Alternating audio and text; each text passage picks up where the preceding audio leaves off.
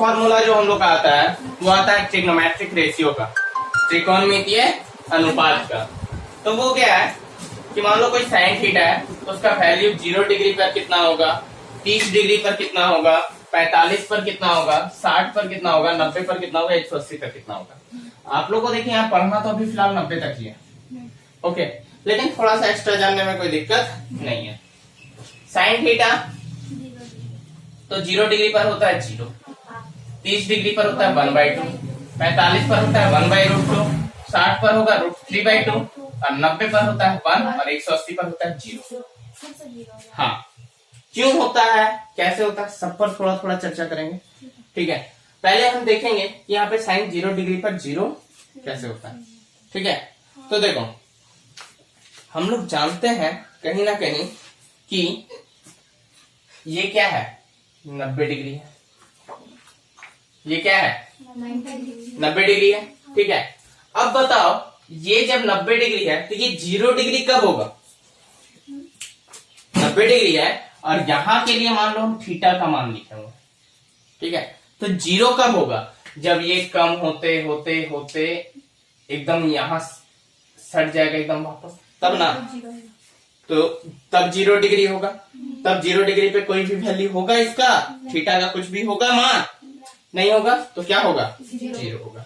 Same चीज 180 के लिए भी, 180 क्या होगा, देखो 90 डिग्री यहां तक होता है, ये क्या हो गया 90 डिग्री हो गया यहां तक, ओके।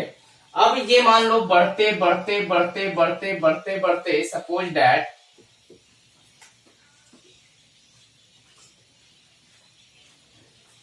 ये बढ़ते बढ़ते बढ़ते ऐसे होगा, 180 डिग्री तब ना बनता है। हाँ। तो ये वाला 180 डिग्री भी जब बनेगा तो 0 हो जाएगा वैल्यू का मान, यहां तक कोई दिक्कत नहीं होना चाहिए, समझ में आ रही है चीजें। अब देखो इसके बाद 1/2 कैसे हुआ, ठीक है। तो जब 30 डिग्री हुआ, वैल्यू 30 डिग्री हुआ, देखो जाहिर सी बात है जब हम यहाँ पे साइन 30 लेंगे, ठीक है, जब यहाँ पे साइन 30 लेंगे तो ये 90 डिग्री है और ये थीटा का वैल्यू है तो ये 60 होगा। 90 और 30 120 और 60 180, इतना तो हम लोग को पता है। तो ये 30 होगा तो 60 होगा। ये 1/2 है, 1/√2 है, √3/2 है, 1 है, 0, ठीक है। तो हर एक केस के लिए जब ये 30 डिग्री होगा तो इसका मान 1/2 होगा, ओके। ये इसका एक फिक्स वैल्यू है।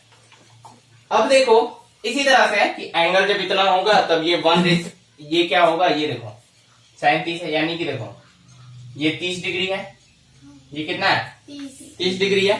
अब साइन 30 मान लो लिख लेते हैं यहाँ पे, साइन 30 डिग्री क्या होता है, p/h होता है, ओके। तो p यहाँ पे क्या है, ये वाला है और h है, यानी कि ये 1 होगा तो ये 2 होगा, इससे दोगुना होगा ये, यही ना कहता है, समझे बात को। क्योंकि 1/2 कहीं ना कहीं डिवाइड में तो कहीं ना कहीं रेशियो में आया, तो 1:2 का आएगा। ये अगर 1 है तो ये दुगना होगा, कब, जब ये साइन 30 डिग्री होगा। ये कौन कहा, साइन 30 का केस। 1/√2 कब कहा, मान लो p/h है, ये 1 है तो ये √2 होगा, ठीक है। क्यों, तब ये साइन 45 होगा क्योंकि h तब √2 हो जाएगा। और √2 का वैल्यू क्या होता है 1.414, ये हम लोग पढ़ चुके हैं, कब पढ़े थे, नेक्स्ट क्लास में, ठीक है, कि √2 का वैल्यू 1.414 होता है। तो देखो इसको याद रखने का तरीका क्या है, इसमें साइन 60 है तो जब p2 होगा तब h का वैल्यू √3 हो जाएगा और √3 का वैल्यू क्या होता है 1.732, ठीक है। ऐसे तो 1.414 पर ये खत्म नहीं होता है, ये डॉट डॉट डॉट डॉट आगे चलते रहते हैं क्योंकि ये सब एक इरेशनल नंबर है। √2 √3 क्या है, इरेशनल है, अपरिमेय संख्या, ओके। तो देखो हम लोग याद रखने का ट्रिक क्या है, थोड़ा सा देख लेते हैं। 0 1 2 3 4, ओके। अब सबके नीचे 4 लगा दो, डिवाइडेड, ओके। अब देखो सब पर रूट अंडर लगा दो,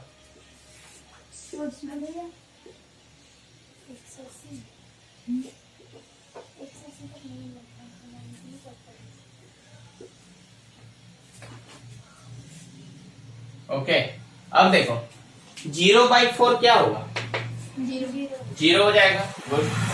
तो जब 0 होगा तो वैल्यू हमारा 0 होगा। 1/4 है तो 4 का रूट में निकालेंगे तो 2 आएगा। 4 से निकालेंगे तो 2 into 2 होगा ना, और 2 बाहर निकलेगा, 1 को तो कोई फर्क नहीं पड़ता है, हो गया हमारा वैल्यू 1/2। इसी तरह जब 45 डिग्री के लिए निकालेंगे तो 2 और 4 में से 2 2 जा 4 हो जाएगा, और 2 से रूट अंदर से तो बाहर निकलेगा नहीं, क्योंकि √2 is a irrational number, is an irrational number. अब देखो यहाँ से √3 भी नहीं निकलेगा, और बाहर क्या निकलेगा? सिर्फ 2। 4 कैंसिल आउट हो जाएगा और वैल्यू हो जाएगा 1। तो भैया वहाँ आप एक में √2 लिखे, दोनों में होना चाहिए ना? कहाँ पे? sin 45 में। हाँ, तो 1/√2 है तो आप सिर्फ √2 में। हाँ, तो 1 पे कोई फर्क नहीं पड़ता ना। 1 का अगर स्क्वायर भी कर दो तो 1 ही रहने वाला है, 1 का क्यूब भी कर दो तो 1 बाहर निकलेगा कि नहीं निकलेगा, कोई फर्क नहीं पड़ेगा इसको। ओके, अब देखो cos थीटा का कैसे निकल, ये समझ में आ रहा है? 0 वैल्यू कैसे आ रहा है, 1/2 कैसे आ रहा है, ये सब समझ में आ रहा है? क्लियर है? ओके, चलो अब देखो 80 वाला 180 वाला भी समझा ना कि 180 इधर चला जाता है। इसका कोई ट्रिक नहीं है, इसका कोई ट्रिक नहीं है, बस आपको याद रखना है कि साइन का और कॉस का, देखो आपको 2 ही का अगर वैल्यू याद रह गया तो आप सारा निकालोगे। 2 का क्या, एक ही का रहेगा। देखो कॉस का कैसे फाइंड करेंगे? कॉस का जस्ट उल्टा होता है साइन के केस में। कैसे? अगर साइन 90 डिग्री का 1 है तो कॉस 0 डिग्री का 1 आएगा, ठीक है। साइन 60 का अगर √3/2 है तो कॉस 30 का √3/2 आएगा। 45 तो ये सेम हो जाएगा, 1/2 का यहाँ हो जाएगा ये, और 0 यहाँ हो जाएगा, और cos 180 होता है माइनस, ठीक है। इसमें आपको याद रखना पड़ेगा, 180 डिग्री में याद रखना पड़ेगा 0 और -1 का कॉन्सेप्ट। ये भी समझा देंगे, लेकिन दरअसल देखो ये सब आपको क्लास 11 के लिए है, ठीक है, लेकिन हम थोड़ा सा लास्ट में समझा देंगे ये भी चीज। ये सब दरअसल क्वाड्रांट पर निर्धारित होता है एक्सिस के अकॉर्डिंग, वो भी बता देंगे थोड़ा सा। टेन थीटा क्या होता था? टेन थीटा क्या होता था जी? tan theta equal to sin theta by cos theta. Good. Tan theta equal to sin theta by cos theta.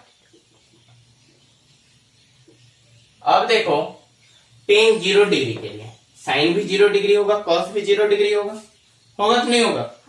Ten 0 degree के लिए साइन 0 डिग्री और कॉस 0 डिग्री। तो यहां पर अगर हम साइन 0 डिग्री का वैल्यू 0 बैठा दें और कॉस 0 डिग्री का वैल्यू 1 बैठा दें तो 0/1 क्या होगा? 0 होगा।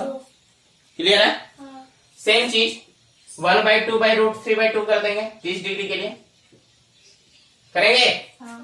2 कटेगा, 1/√2 कट जाएगा, बचेगा 1। √3/2 1/2 2 कट जाएगा, बचेगा सिर्फ √3, और 1/0 क्या हो जाता है? इनफाइनाइट। इनफाइनाइट से भी बेटर रहेगा आप अगर लिख सको तो not defined, because this is the real identity, ठीक है। इनफाइनाइट क्या होता है ना, इनफाइनाइट देखो एक सीरीज होता है जो 1 2 3 4 5 से शुरू होगा और वही सीरीज का बढ़ते क्रम में रहेगा, लेकिन नॉट डिफाइंड में ये नहीं होता है। नॉट डिफाइंड भी हम समझा देते हैं। कॉट थीटा क्या होता है? 0/-1 क्या होगा? 0 ही होगा, इनवर्स होता है। तो कॉट थीटा इक्वल टू होता है 1/tan theta. Cot theta equal to 1/tan theta. अब देखो कॉट थीटा में अगर हम 0 डिग्री पुट करेंगे तो टेन में भी 0 डिग्री ही पुट करना पड़ेगा, ठीक है, क्योंकि एक ही आइडेंटिटी के लिए आप ना निकालोगे। कॉट 0 तो tan 0, तो कॉट 0 में आप जैसे ही पुट किए 0 डिग्री का वैल्यू तो यहाँ क्या आ गया? 1/tan 0, यानी कि आ गया 1/0, और ये भी क्या हो गया? नॉट डिफाइंड हो गया। ये भी हो गया आपका, हाँ, नॉट डिफाइंड। ओके, अब देखो इसी तरह अगर हम इसको ले लें तो क्या हो जाएगा? 1/1/√3 होगा ना, तो 1/1/√3, तो √3 ऊपर आएगा तो आ गया √3, 1 का 1 ही रह जाएगा, 1/1, √3 का हो जाएगा 1/√3, होगा। हाँ और नॉट डिफाइंड का क्या हो जाएगा, यानी कि 1/0 था तो 0/1 हो जाएगा, यानी कि 0 हो जाएगा वैल्यू। हाँ 0 का हो जाएगा 1/0, यानी कि ये हो जाएगा नॉट डिफाइंड। 180 डिग्री में। कॉसेक थीटा, कॉसेक थीटा किसका इनवर्स होता है जी? हाँ साइन थीटा का। साइन थीटा का। आप लोग सब रिवीजन करके नहीं आए क्या? कॉसेक थीटा इक्वल टू होता है 1/sin थीटा। 1/sin थीटा हो गया, जीरो है यहाँ पे, 1/0 क्या हो जाएगा, नॉट डिफाइंड। और 1/2 क्या हो जाएगा, 2 हो जाएगा। हाँ 1/1/2। कोई समझने में दिक्कत हो रहा है तो बोलोगे, समझा देंगे। कॉसेक 45 1/√2, 1/1/√2 क्या हो जाएगा, √2 हो जाएगा। ठीक है, और √3/2 है तो क्या हो जाएगा, 2/√3। और 1 का 1, जो भैया 0 का नॉट डिफाइंड। जो जिसका उल्टा होता है उसके साथ आप कर रहे हैं। हाँ, साइन थीटा इक्वल टू क्या होता था, 1/cosec थीटा होता था। हम लोग ये चीज पिछला क्लासेस में प्रूव कर चुके हैं। cosec थीटा इक्वल टू भी 1/sin थीटा होता है। ठीक है, तो cosec थीटा बराबर यहाँ पे जब 1/sin थीटा पुट करेंगे तो cosec 0 में जब पुट करेंगे cosec 0 डिग्री, तो यहां भी क्या हो जाएगा, 1/sin 0 डिग्री होगा ना। थीटा अगर यहाँ 0 है तो यहाँ भी तो थीटा 0 ही होगा। तो यहाँ sin 0 का मान कितना है, 0 निकला, तो 1/0 नॉट डिफाइंड होता है। यहाँ पे पुट कर देंगे अगर 1/2 तो 2 ऊपर चला जाएगा, तो 2/1/1 हो जाएगा। ठीक है, 2/1 × 1 होगा तो यहाँ 2 आ जाएगा आंसर। ठीक है, सेक थीटा, सेक थीटा किसका इनवर्स होता है जी, सेक थीटा cos का। कॉसेक का, सॉरी कॉस का। ठीक है, तो कॉस का क्या होता है, देखो कॉस के केस में हम लोग क्या देखेंगे, कॉस अगर 1 है तो यहाँ पे क्या हो जाएगा, 1 होगा। और सेक √3/2 है तो ये हो जाएगा 2/√3।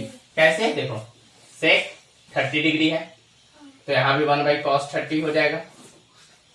तो यहाँ 1/cos 30 कितना होगा, 1/√3/2।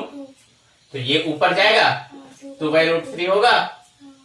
क्लियर है, समझ में आ रही है चीजें, तो डाउट है अभी भी, क्लियर है, ऑल ओके। यहाँ पे देखो सेक 45 तो हो जाएगा सिर्फ √2, सेक 60 हो जाएगा 2, और ये हो जाएगा 1/0, तो 1/0 आ गया तो नॉट डिफाइंड।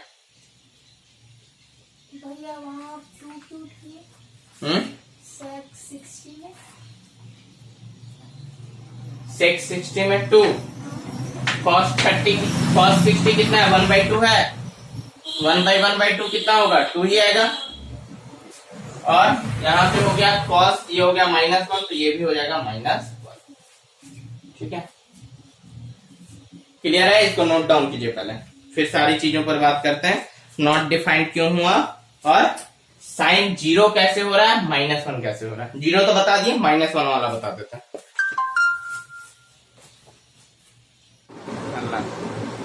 चलो देखो, हम लोग के पास अब 2 डाउट क्या हुआ। पहला tan theta tan 90 degree 1/0 not defined कैसे हुआ। ठीक है, तो देखो tan 90 क्या हो गया, sin 90/cos 90 होगा ना। अब क्या हो गया, 1/0 हो गया। sin 90 कितना है, 1 है, cos 90 कितना है, 0। अब 1/0 नॉट डिफाइंड कैसे हो गया, 1/0 यानी कि 1/0 है, तो 0 को 1 से भाग देना, भाग देके देखो, कुछ भी अंक दे दो।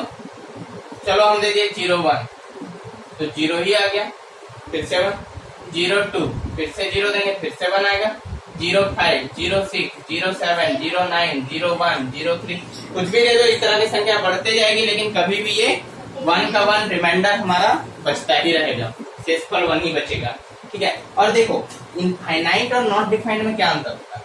इनफाइनाइट का जो सिंबल होता है ना, ये एक सीरीज होता है, बहुत जगह ऐसे भी दर्शाएगा। ओके, तो इसमें क्या होता है ना, एक सीरीज होता है, यानी कि 1 2 3 4 5 6 इस तरह करके dot dot dot dot dot dot dot आगे बढ़ता ही जाएगा। लेकिन नॉट डिफाइंड का केस में क्या हो रहा है, देखो आगे तो बढ़ रहा है लेकिन फिक्स नंबर है क्या, नहीं, समझे? इनफाइनाइट तक तो ये भी जाएगा, नॉट डिफाइंड भी इनफाइनाइट जाएगा, लेकिन ऑर्डर क्या होगा उसका? सेम नहीं होगा, ऑर्डर कुछ भी हो सकता है। अगर हम 10 बच्चा से दें तो 10 बच्चा का जरूरी नहीं कि ऑर्डर वो 1 से 9 तक ही ले जाए।